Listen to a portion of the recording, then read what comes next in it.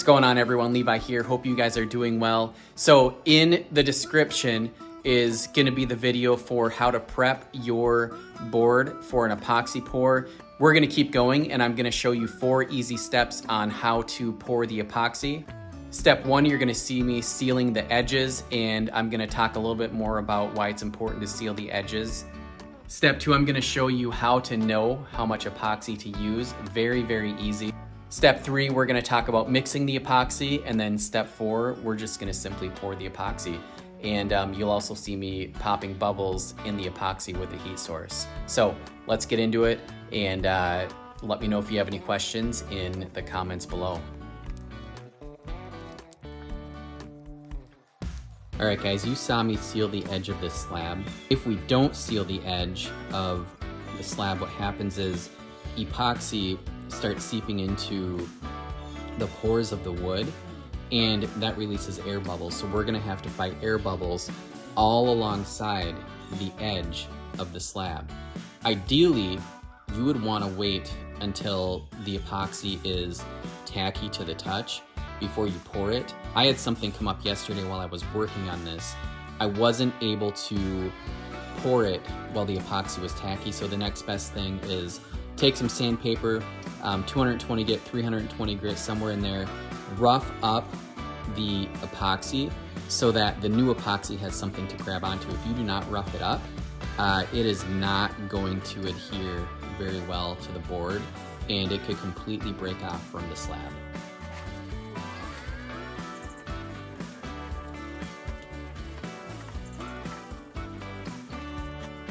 All right, we've got it roughed up. There's a little debris in the bottom, so I'm just gonna take the shop vac, vacuum it out quick, and we'll be ready for the next step.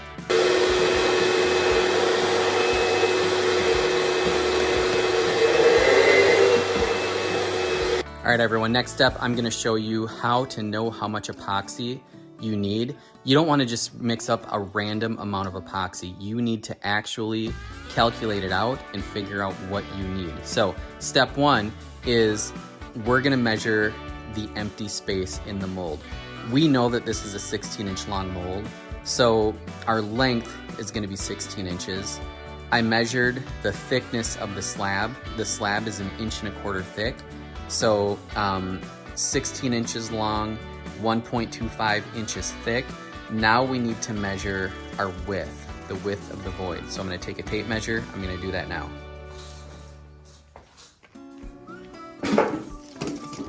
And this is just a rough measurement.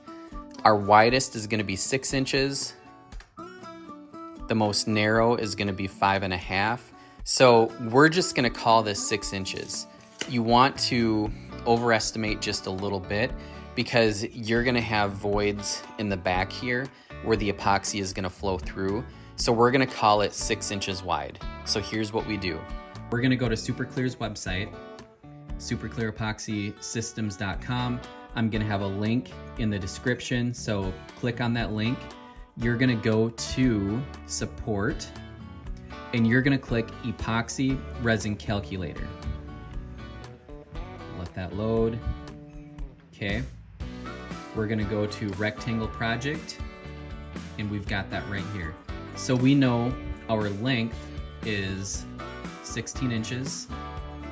Our width, we said, is 6 inches, and our depth, our thickness is 0.25 inches, okay?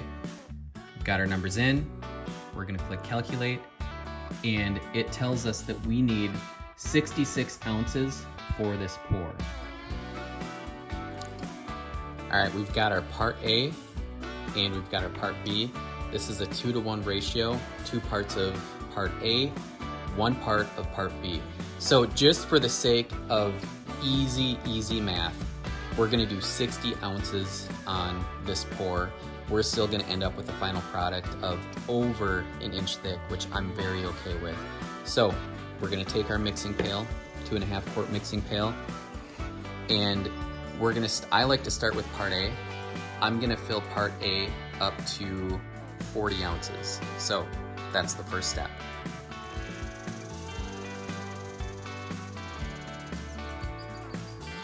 We want to get it close doesn't have to be perfect. Also, very good to wear gloves when you're doing this. There we go. It's about 40 ounces. You don't want to get this stuff on your hands. It's sticky. It's probably not good for your skin. Hard to clean off, so wear gloves. Okay. All right, so this is a 2-to-1 ratio. We did 40 ounces of part A. So 40 divided by 2 is 20. Now we need to do 20 ounces of part B. This is where it gets a little tricky. We need to go, we need to fill this up to 60 ounces, which is gonna be about right here, in between the 56 and the 64. You don't have to get it exactly down to the ounce, but you wanna be absolutely as close as you can to exactly 20 ounces.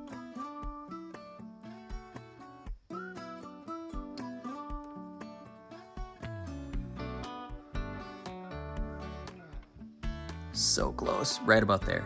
That's perfect. Use drills to mix. I do not prefer to use drills when I'm doing small pours like this because the faster that you mix, the more air bubbles you incorporate into the epoxy. So when you can hand stir, you want to hand stir. Every once in a while, you want to scrape the edges.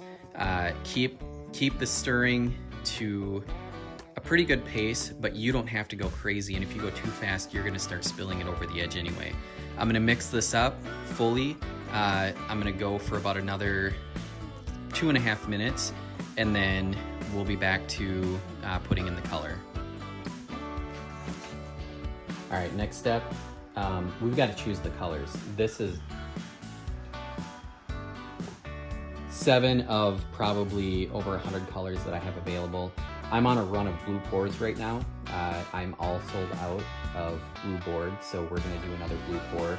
We have so many different colors. Eye candy pigments and black diamond pigments are my two favorite, my go-tos for coloring epoxy. So we have Amadori, No-Com Blue, Carolina Blue, Angel Blue, which I used yesterday, all from Eye Candy. We've got Turquoise Diamond Effect from Black Diamond, Blue Slate from Black Diamond, and Caribbean Blue from Black Diamond. I used the Caribbean Blue and Angel Blue yesterday, also the Turquoise Diamond Effect, 3 of my favorite blues, but we're not going to use these today because we've already used them. I'm leaning towards Amadori, and the biggest reason, I've never used Amadori. I want to see how close it is to the Caribbean Blue and the Angel Blue, so we're going to go with Amadori today. So the question of how much pigment to use. It's going to be incredibly difficult to use too much, so you really can't use too much. I like to put 3 of these scoops in. That's a cool color, just like this. Sometimes I'll put more in. I think, as I was thinking about it, I want to add in just a little bit of white. I love adding white into blue. So I just pulled out, I think it's pronounced Shiro White from Eye Candy Pigments. I've used this a lot. So we're gonna drop probably just a couple in and see what happens. Just like that.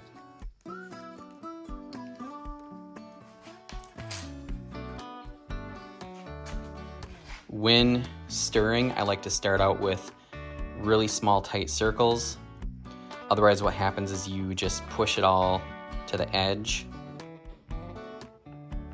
And then from there, your circles can get bigger. Otherwise, the powder just sticks to the edge. It's hard to get the powder off. You end up getting clumps. So I'm gonna mix this up for another minute or 2. Make sure that you're scraping the sides. Make sure that you're looking for clumps. I've got some clumps of white in there. You wanna make sure those clumps are mixed up so that they don't end up in your boards. One of the worst things is when you plane your board and you find these little clumps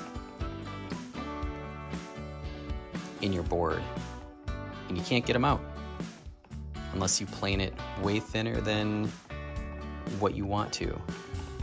All right, everything's mixed up. The last step before we pour is we need to put some weight on this. If you do not weigh your wood down, the wood's gonna float up. So I have a piece of HDPE, I have a 5-pound dumbbell.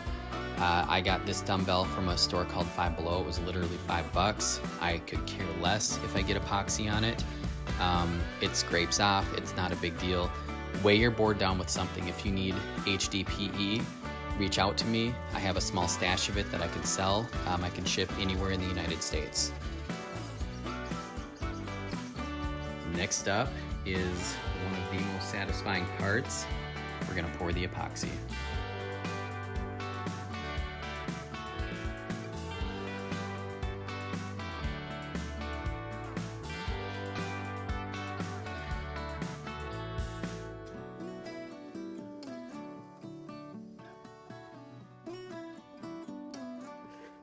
All right, once you've poured and you've let it sit for a while, you can notice that there are air bubbles. That is very normal.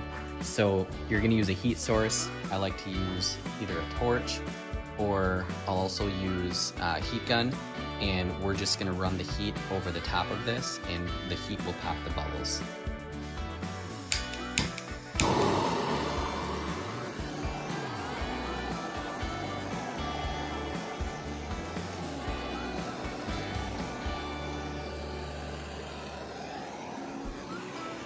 Just make sure that you don't touch the flame to the epoxy, and also make sure that you babysit this. You want to check it from time to time. If you see air bubbles, hit the air bubbles with the heat source and pop those bubbles. Thank you all so much for watching. Thank you for subscribing. The next video will be me talking about how I surface the boards. We're gonna go into sanding and we're gonna go into oiling the boards. So stick with me, subscribe if you haven't, and check out my other videos. Hope you guys have a great day, and I'll see you in the next video.